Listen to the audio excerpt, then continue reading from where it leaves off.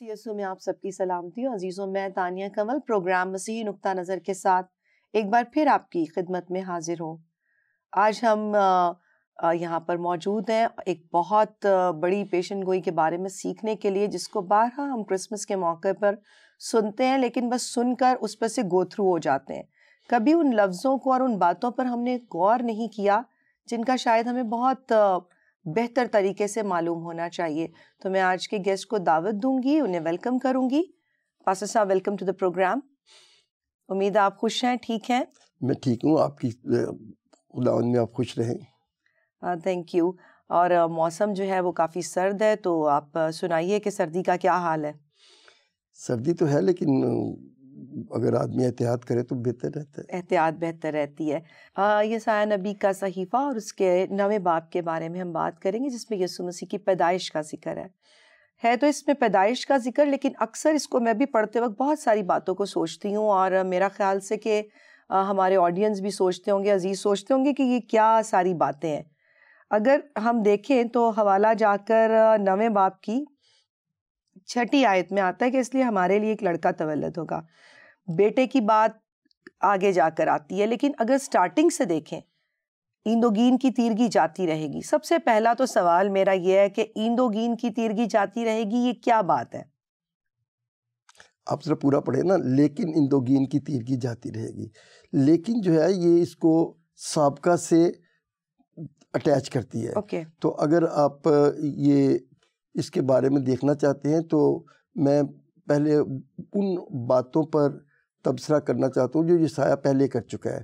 جیسے یسایہ 5ویں باب میں کہتا ہے کہ خدا نے اپنے محبوب کے لیے، یعنی محبوب کا گیت ہے، خدا نے اپنے محبوب کے لیے ایک طاقستان لگایا، اور طاقستان پہاڑ کی زرخیز ترین زمین پہ لگایا، اور اس طاقستان سے، اس زمین سے پتھر نکالے، اس زمین کو ہموار کیا، اس میں اچھی اچھی طاقیں لگائیں، اس میں کولو تراشا، اس کی باڑ لگائی، اس میں طاقوں کو پانی دیا، چھانٹا، اور پھل کا ویٹ کیا.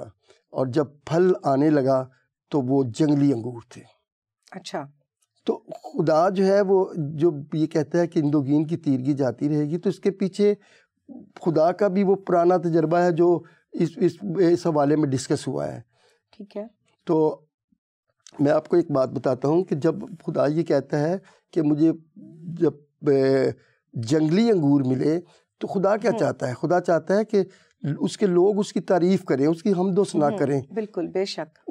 لیکن کیا ہوا؟ جنگلی انگور نکلے. تو اس کو خدا نے ریلیٹ کیا ہے اس حوالے میں. صحیح. کیسے ریلیٹ کیا ہے؟ کہ بنی اسرائیل کو خدا نے، اب خدا کی چنی قوم تھی.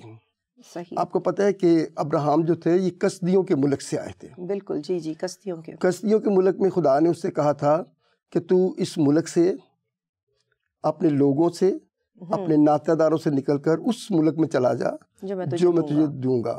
میں تجھے سرفراز کروں گا اور بڑی قوم بناؤں گا. بالکل صحیح. اور خدا نے ایسا ہی کیا.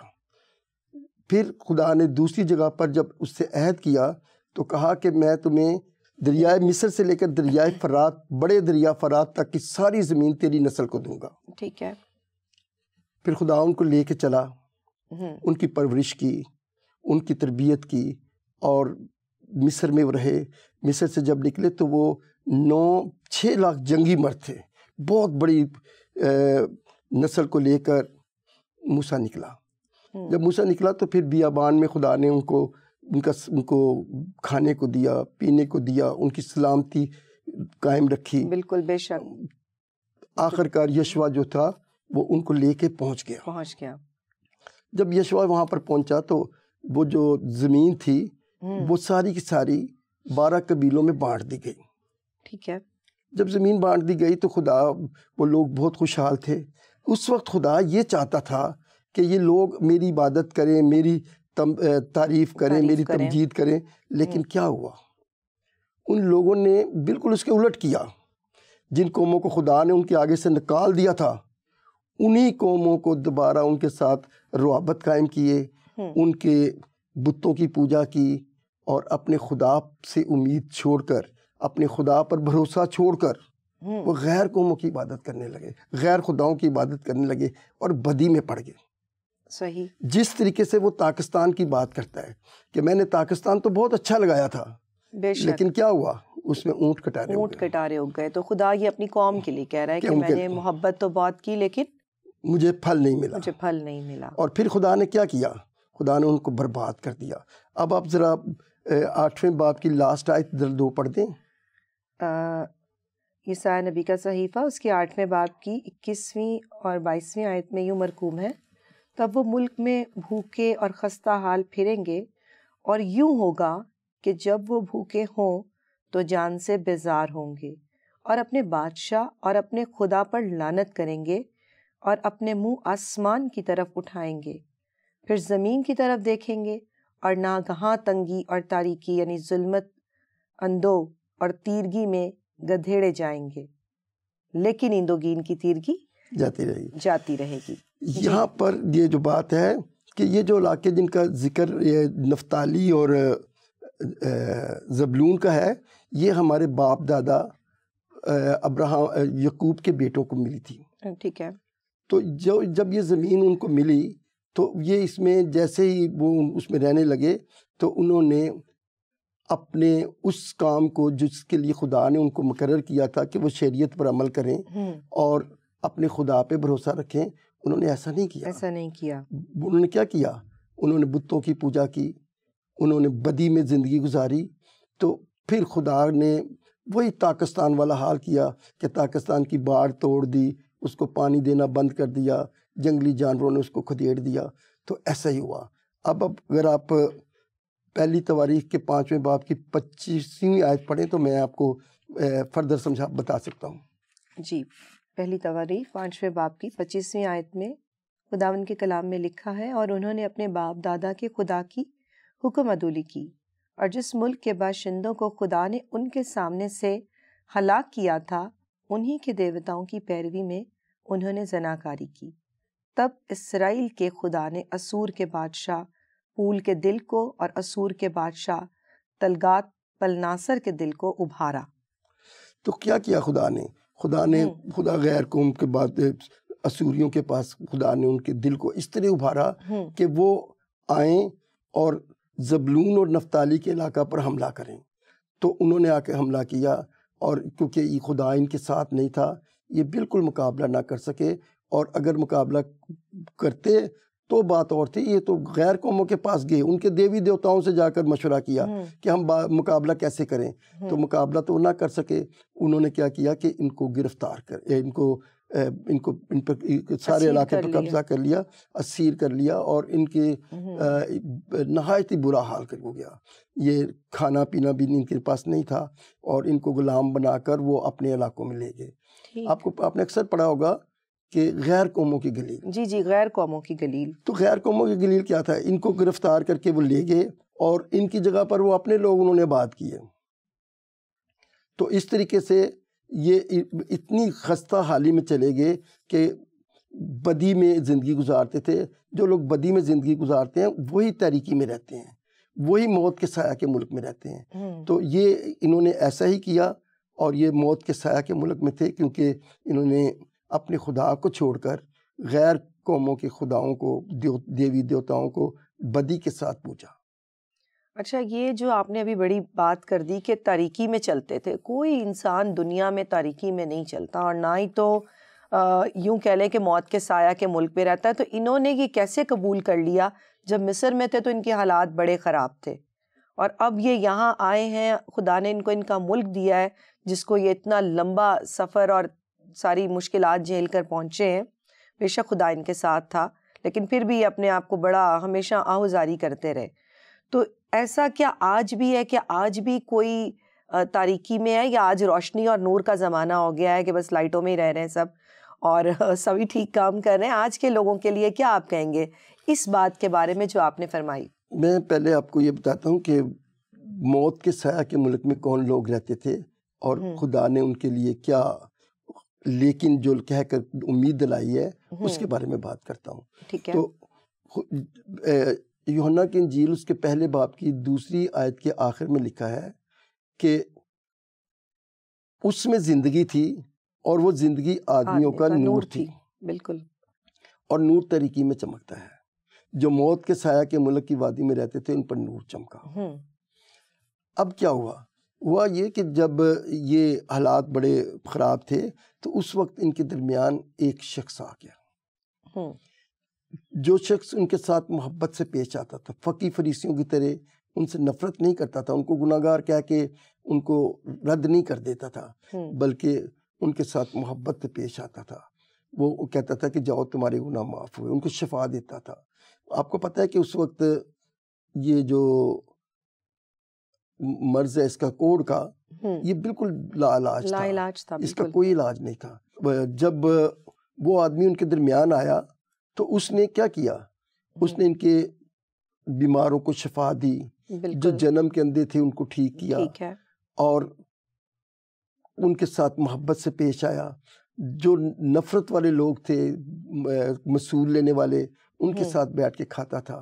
اور جو فقی فریسی تھے یہ اس سے بہت ہی وہ جیلس ہوتے تھے کہ یہ اگر خدا کا نبی ہوتا تو پھر یہ ان کے ساتھ کیوں بات چیت کرتا. تو یہ جو ان کے ساتھ اتنا اچھا سلوک ہو رہا تھا, یہ خدا کی روشنی تھی, یہ خدا کا نور تھا جو ان پر چمکا تھا. آپ کو پتہ ہے کہ عید خیام کے موقع پر اس نے کھڑے ہو کر کہا, I am the light of the world, میں دنیا کا نور ہوں, جو میری پیروی میں چلے گا وہ اندھیرے میں نہ چلے گا. آج بھی جو اس کی پیروی میں چلتے ہیں وہ اندھیرے میں نہیں چلتے, اور جو آج بھی اس کی پیروی میں نہیں چلتے وہ اندھیرے میں ہی چلتے ہیں. اچھا پاسٹر جی, آپ یہ عید خیام کا ذکر کر رہے ہیں کہ عید خیام کیا ہے, تھوڑی اس پہ بھی روشنی ڈالیں. اور یہ عید خیام کے موقع پہ کیوں اس نے کھڑے ہو کر کہا کہ I am the light of the world, یہ اس وقت کیا بولنے کی ضرورت تھی, اور کتنے لوگ تھے جو ان کو سن رہے تھے؟ اب اس وقت براڈ کاسٹ تو تھا نہیں, تو یہ کیا سلسلہ تھا اور کیوں کہا, اور اس عید کے موقع پر کیا ہوتا تھا؟ عید خیام جو تھی یہ یہودی سیلیبریٹ کرتے تھے 7 دن تک.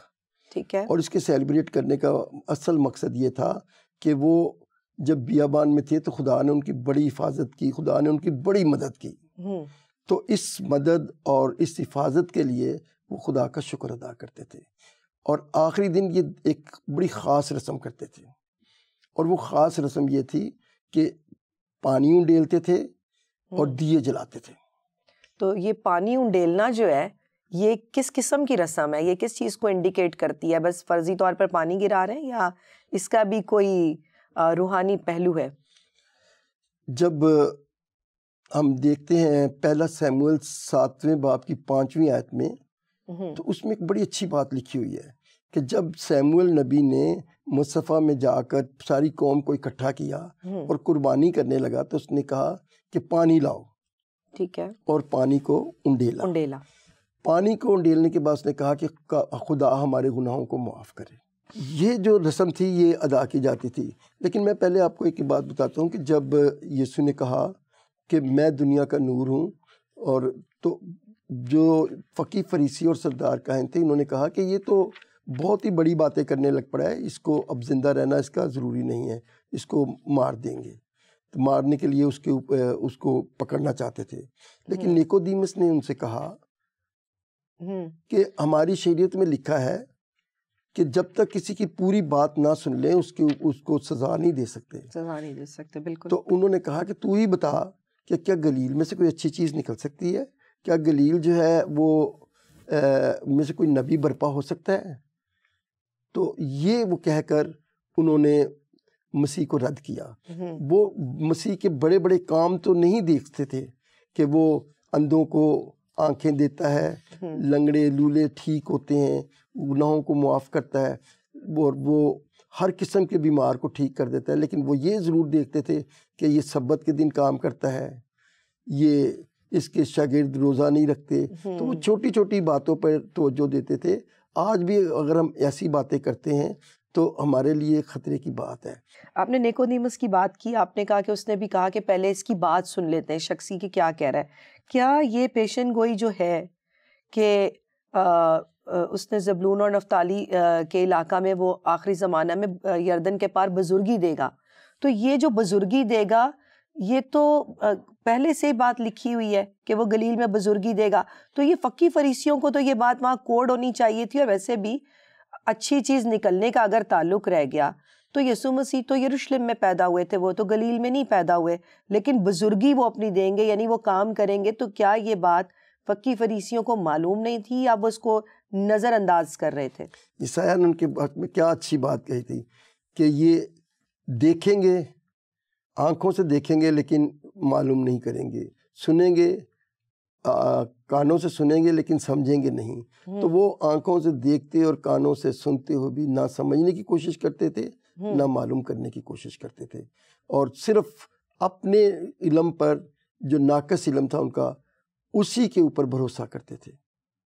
اچھا پھر اس میں یہ جو بات ہے، یہ میں اس کو ریفرنس کو پڑھ کے آپ سے سوال کرنا چاہوں گی کہ یہاں پر ساری بات آ رہی ہے یسوع مسیح کی پیدائش کی بات ہو رہی ہے۔ اب تک یہ جو پچھلا ہوا ہے، آپ نے بتایا کہ اندوگین کی تیرگی جو ہے وہ خدا ان پہ نظر کرے گا اور ان کو اس دکھ سے نکالے گا، بے شک انہوں نے خدا کی تمجید نہیں کی، پھر بھی خدا ان کو نکالے گا۔ اور پھر یسوع مسیح نے عید قیام کے موقع پر بھی کہا، اس میں یہاں پر یہ جو ذکر آتا ہے ان پر ظلم کرنے والے کے عصا کو ایسا توڑا ہے جیسا مدیان کے دن میں کیا تھا۔ اب بات یسوع مسیح کی پیدائش کی ہو رہی ہے، تو کس نے ظلم کیا ہے؟ کون سا ایسا ظلم ہوا ہے جو مدیان کے دن پر توڑا گیا؟ پہلے تو ظلم کیا ہے اور پھر یہ توڑا کیسے گیا، اور اس واقعے کو یہاں پر کیوں کہا گیا، لکھا گیا؟ اس علاقے اس جو مدیان کا جو ذکر ہے یہ بہت اہم ہے یہاں پر، کیونکہ جب ہم پڑھتے ہیں قاضیوں کی کتاب اس کے 6 اور 7ویں چیپٹر میں، تو وہاں پر ایک جدعون کا ذکر ہے۔ جدعون جو تھا یہ یواس کا بیٹا تھا، جو یسی کے قبیلے کا تھا۔ یسی کا قبیلہ جو تھا یہ سب سے غریب تھا، اور جو یواس کا بیٹا جدعون تھا یہ سب سے چھوٹا تھا۔ ٹھیک ہے، تو میں بات وہاں شروع کرتا ہوں جہاں سے یہ اس کا لنک بن جائے۔ جی، تو یہ جو جدعون تھا یہ ایک سورما تھا، لیکن یہ کیا کر رہا تھا؟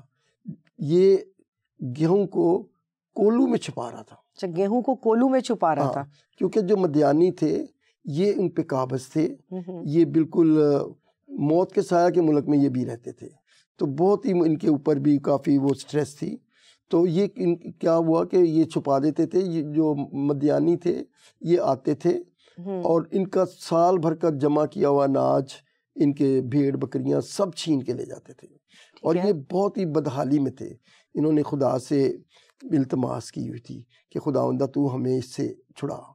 تو جب وہ چھڑا رہا تھا تو اس نے گیہوں چھپا رہا تھا، تو اس کے پاس ایک فرشتہ آ کے کھڑا ہو گیا۔ تو فرشتے نے کہا کہ خداوند تیرے ساتھ ہو۔ تو وہ کہتا ہے کہ خداوند میرے ساتھ کیسے ہو سکتا ہے؟ ہم تو مصر سے جب سے خداوند ہمیں نکال کے لایا اس نے ہمیں پوچھا ہی نہیں، ہم تو بڑی بدحالی میں پڑے ہوئے ہیں۔ تو اس نے کہا کہ تو اسی زور میں نکل تو تو مدیانیوں کو ایسے مارے گا جیسے ایک آدمی کو مارتے ہیں، یعنی لاکھوں کے فوج کو تو کیسے مارے گا؟ جیسے ایک آدمی کو مارے گا۔ تو اس نے کہا کہ یہ کیسے ممکن ہے؟ تو اس نے کہا کہ خدا تیرے ساتھ ہو۔ تو اس نے کہا کہ اگر تو خدا میرے ساتھ ہے تو یہیں رک، میں قربانی کرتا ہوں۔ تو وہ جا کے اس نے قربانی کی، گوشت بنایا اور روٹیاں بنائیں اور لا کر دیں۔ تو جب اس نے کہا تو فرشتے نے کہا کہ تو اس کو پہاڑی پہ رکھ دے۔ تو اس نے پہاڑی پہ رکھ دیا، اور فرشتے نے اپنی اس کی طرف چھوا تو وہ آگ سے جل گیا۔ تو اس نے کو یہ پتہ لگ گیا کہ میری قربانی جو ہے وہ منظور کر دی گئی ہے۔ اچھا، پھر اس کو خواب میں خدا نے دکھائی دے کر کہا کہ تو ایسا کر کہ اپنے باپ کو، اس کا باپ بت پرست تھا، بال کے مندر کا پجاری تھا۔ اچھا، تو کہا کہ تو اپنے باپ کے مندر کو توڑ دے، اس کے بتوں کو مشکل کام تھا اس کے لیے، اس کے بتوں کو توڑ دے، اور جو ساتھ اس نے یہ سیرت بنائی ہے وہ بھی توڑ دے، اور وہاں ایک مذبح بنا، اس کے اوپر اپنے باپ کا بیل ذبح کر اور اس کی قربانی چڑھا۔ اس نے ایسا کر دیا۔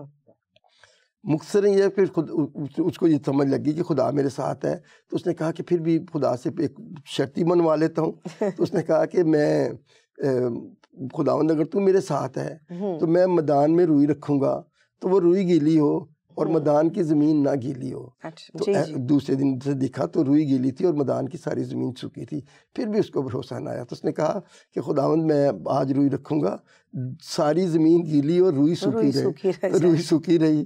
تو پھر اس کو یقین ہو گیا کہ خدا میرے ساتھ ہے. تو اس نے عاشر کے قبیلے, نفتالی کے قبیلے, زبلون کے قبیلے, جو یہ منسی کا قبیلہ تھا, ان کو خط لکھے, انسانی کوشش شروع کر دی کہ مجھے فوج بھیجو, میں مدیانیوں سے لڑنا چاہتا ہوں. ٹھیک ہے. تو وہ کافی فوج جمع ہو گئی.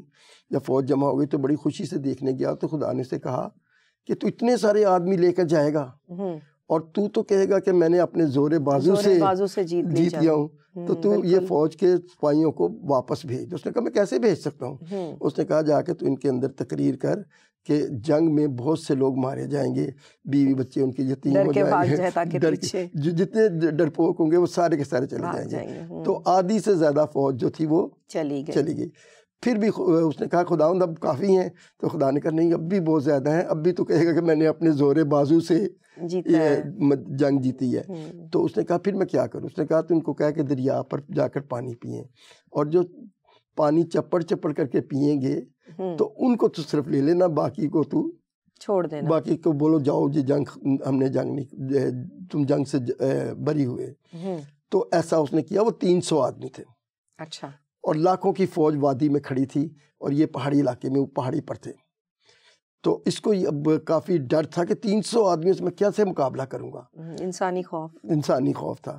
تو اس کو خدا نے کہا کہ تو ایسا کر کہ اپنے کسی بندے کو ساتھ لے کر رات کو جانا, مدیانیوں کے وہ جو فوج لشکر ہے اس کے پاس جانا. تو وہ گیا. اس نے کیا سنا کہ ایک جو ان کا سردار ہے وہ اپنا خواب بیان کر رہا ہے. وہ کہہ رہا ہے کہ آسمان سے ایک روٹی گری, جو کی روٹی گری, اور وہ لڑکتی آ کے ہمارے خیموں سے ٹکرا گئی. اور خیمے گر کے چکنا چور ہو گئے. تو انہوں نے پوچھا کہ وہ روٹی کیا تھی؟ اس نے کہا وہ جدعون کی تلوار تھی. تو وہ سب کانپنے لگے اور ڈر گئے. تو جب جدعون نے دیکھا تو اس کو بڑی ہمت ہوئی. اس نے آ کر اپنے آدمیوں کو ارینج 3 گروہوں میں, 100 آدمیوں کو 3 گروہوں میں ارینج کیا. اور جب وہ ارینج ہو گئے تو اس نے کہا کہ ایک طرف سے 100 جائیں, دوسری طرف سے, اور ایک طرف سے میں 100 آدمیوں کے ساتھ آؤں گا, اور سب ہاتھ میں ایک مٹکا, ایک مشل اور ایک وہ بگل لے لیں. تو جب میں جیسے کروں گا ویسے ہی کرنا. تو جب رات ہوئی تو وہ پہاڑی کے اوپر تھے, مدیانیوں کی فوج وادی میں تھی. تو انہوں نے کیا کہ پہلے اس نے وہ بگل بجا کر انہوں نے مٹکے تو مشلیں جلائیں, اور پھر مٹکے ایک ساتھ توڑے. تو پہلے ہی وہ ڈرے ہوئے تھے, آواز سے اور ڈر گئے, اور آواز اور مشلوں سے وہ ڈر گئے. اور پھر انہوں نے جب آگے بڑھے تو وہ ایسے ان کے پتے پانی ہو گئے کہ وہ ڈر کے بھاگ گئے. اور جو تھے بنی اسرائیل کے لوگ, انہوں نے جا کر ان کو قتل کرنا شروع کر دیا. پھر جو پیچھے لوگ رہ گئے تھے انہوں نے جب دیکھا کہ مدیانی بھاگ رہے ہیں تو وہ بھی آ گئے, اور مدیانیوں کو انہوں نے ایسا مارا جو ان کے اوپر ظلم کرتے تھے, ان کے جوئے کے لٹ کو توڑ دیا. بڑی فوج جو تھی وہ قتل ہو گئی. جب بڑی فوج قتل ہو گئی اور ان کے وہ چلے گئے تو انہوں نے ان کے سارے کپڑے اکٹھے کر کے جلائے. لکھا ہے کہ ان کے کپڑے آگ جلانے کے لیے آگ کا جنگ میں مسلح مردوں کے تمام سلاح اور خون آلودہ کپڑے جلانے کے لیے آگ کا ایندھن ہوں گے. تو وہ جو آگ کا ایندھن کہا گیا ہے وہ یہ تھا کہ جنگ جو ہے وہ ختم ہو گئی. اور جب داؤد نے 40 سال تک بنی اسرائیل پہ حکومت کی, ان کا قاضی رہا. لوگوں نے کہا کہ ہم تجھے بادشاہ بنائیں گے, تیرے بیٹے کو بعد میں بنائیں گے, تیرے پوتے کو بنائیں گے. اس نے کہا نہیں, بادشاہ جو ہے وہ رب خداوند بادشاہ ہے. اچھا, یہ تھوڑی سی بات رہتی ہے کہ یہ واقعہ یہاں پر کیوں درج ہے کہ مدیان میں یہ ہوا تھا؟ یہاں پر تو یسوع مسیح کی پیدائش کی بات ہو رہی ہے. دیکھیں یہاں بڑا بھید کی بات ہے. اچھا, وہ یہ ہے کہ ایک آدم نے گناہ کیا, اور گناہ ساری انسانی نسل میں پھیل گیا. پھر کیا کہہ رہا ہے فرشتہ اس کو, جدعون کو, کہ تو مدیانیوں کو ایسا مارے گا جیسے ایک آدمی کو مارتے ہیں. ایک آدمی تو نہیں تھا. تو جب یسوع آیا تو یسوع نے اپنی خون سے اپنے خون سے سب انسانوں کے لیے اتنی قربانی دی جو سب کے لیے کافی تھی. تو یہ اس سے ریلیٹ کرتا ہے. اور پھر ان پہ جو ظلم کرتے تھے ان کے عصا کو توڑ دیا, اور اس سے یہ بھی بتایا کہ خدا جب ساتھ ہوتا ہے تو پھر ایسا ہی ہوتا ہے. آمین. بہت بہت شکریہ ان ساری اچھی باتوں کے لیے. خداوند آپ کو بہت برکت دے. عزیزوں, جب خدا ساتھ ہوتا ہے تو ہم کچھ بھی کر سکتے ہیں. ہمارے لیے ایک لڑکا تولد ہو چکا اور ہم کو ایک بیٹا بخشا گیا, اور سلطنت آج بھی اس کے کندھے پر ہے, اور اس نے ہم سب کے گناہوں کا بوجھ یوں اپنے اوپر اٹھا لیا کہ جب ہم گناہ گار ہی تھے تو اس نے ہماری خاطر اپنی جان دی. اور اس سے بڑھ کے کوئی کیا محبت کرے گا کہ اپنی جان کسی کے لیے صرف کر دے. تو عزیزوں, اسی روح میں رہتے ہوئے آپ سے پھر ملیں گے پروگرام مسیحی نقطہ نظر میں. اپنا خیال رکھیے گا. بہت بہت شکریہ.